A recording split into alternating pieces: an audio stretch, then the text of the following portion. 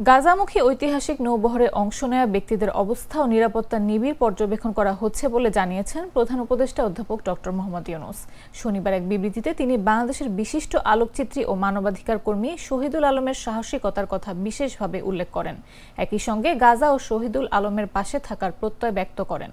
প্রধান উপদেষ্টার উপপ্রেস সচিব আবুল কালাম আজাদ মজুমদার শনিবার রাতে প্রধান উপদেষ্টার বিবৃতির কথা জানান। বিবৃতিতে প্রধান উপদেষ্টা বলেন, শহীদুল আলম এই অভিযানে অংশ নিয়েছেন একই সাহস, দৃঢ়তা ও অবিচল মানসিকতা নিয়ে, যে মানসিকতা তিনি 2018 সালে শেখ হাসিনার সরকারের সময় অন্যায়ের বিরুদ্ধে কথা বলার অপরাধে 107 দিন কারাভোগের মধ্যেও দেখিয়েছিলেন। তিনি আজ বাংলাদেশের অদম্য চেতনার এক উজ্জ্বল প্রতীক। বিবৃতির শেষে তিনি বলেন, আমরা শহীদুল আলমের পাশে আছি, আমরা গাজার পাশে আছি, এখন এবং চিরকাল।